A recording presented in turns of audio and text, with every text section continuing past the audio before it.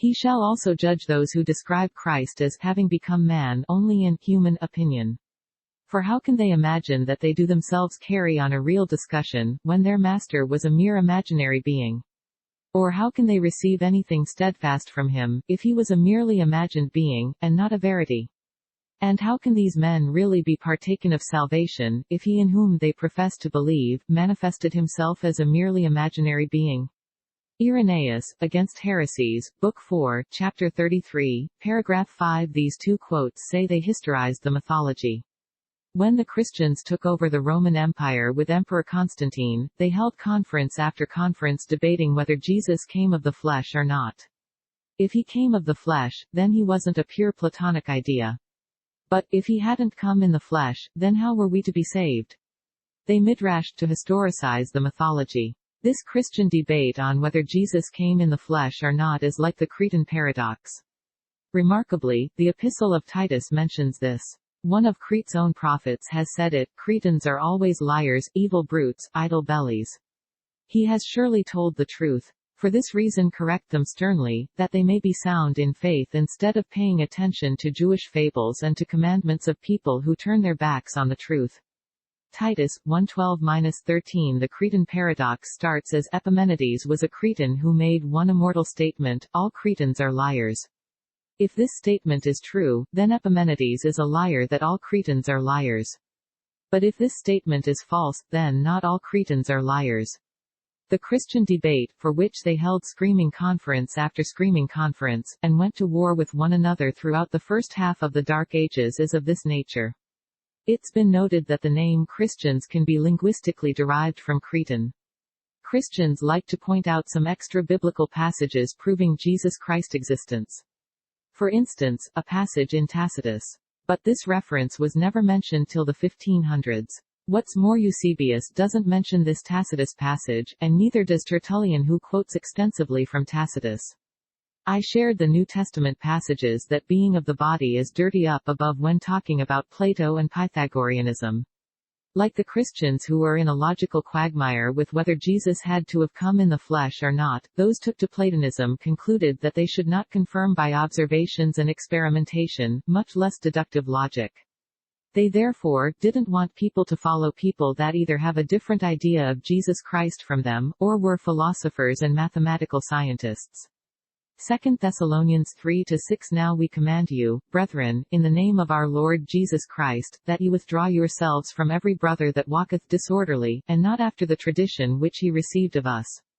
And another, 3:14. And if any man obey not our word by this epistle, note that man, and have no company with him, that he may be ashamed. In 1 Corinthians 19, it is written, I will destroy the wisdom of the wise. This is actually Isaiah chapter 29 verse 14 midrash as well. Tertullian, who said, I believe because it is absurd. Further, the Son of God was born, there is no shame, because it is shameful. And the Son of God died, it is wholly credible, because it is unsound. And, buried, he rose again, it is certain, because impossible.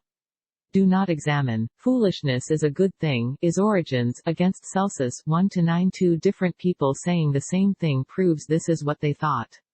4. My child, do not be a visionary, because it leads to idolatry, not a child, not a mathematician, not a pericatherian, do not want them to see, because from these answers idolatry is born. D-3.4 You have to go to the Greek translation to see the mathematician part. Translators have worked to translate this as astrology or magic. Paul says in Colossians chapter 2 verse 8, Beware lest any man spoil you through philosophy and vain deceit, after the tradition of men, after the rudiments of the world, and not after Christ. 1 Timothy 6:20, Timothy, guard what has been entrusted to your care. Turn away from godless chatter and the opposing ideas of what is falsely called knowledge. Peregrinus, much money came to him from them by reason of his imprisonment, and he procured not a little revenue from it.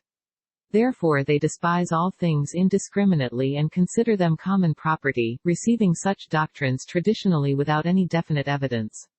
So if any charlatan and trickster, able to profit by occasions, comes among them, he quickly acquires sudden wealth by imposing upon simple folk.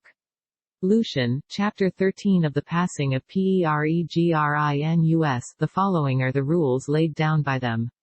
Let no one come to us who has been instructed, or who is wise or prudent, for such qualifications are deemed evil by us, but if there be any ignorant, or unintelligent, or uninstructed, or foolish persons, let them come with confidence. By which words, acknowledging that such individuals are worthy of their God, they manifestly show that they desire and are able to gain over only the silly, and the mean, and the stupid, with women and children. Origen, against Celsus. 31. That it will be necessary sometimes to use falsehood as a remedy for the benefit of those who require such a mode of treatment, that is Eusebius Preparatio Evangelica, Book 12, Chapter 31.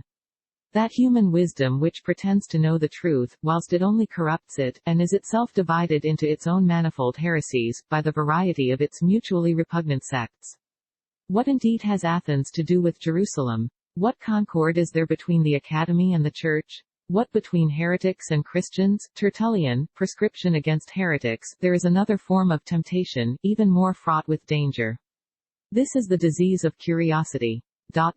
It is this which drives us to try and discover the secrets of nature, those secrets which are beyond our understanding, which can avail us nothing and which man should not wish to learn.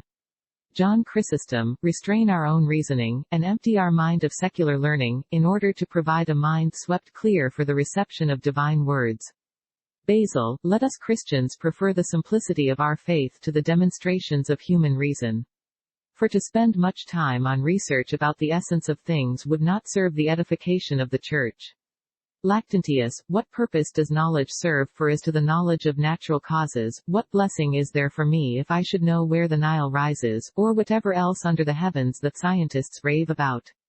Like the way the Christians would try to convert pagans, by taking on their symbols, holidays, and mythology, they conquer them by putting their temples on top of pagan temples. Here's a Mithras basement to a Christian church. This is the School of Athens.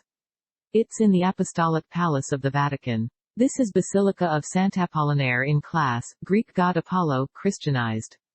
Below is a picture of the inside. Here's the Basilica of Santa Eulalia in Merida. It sits on a temple of Mars. I can't help noting, Mars Silvanus, Mars of the Wood.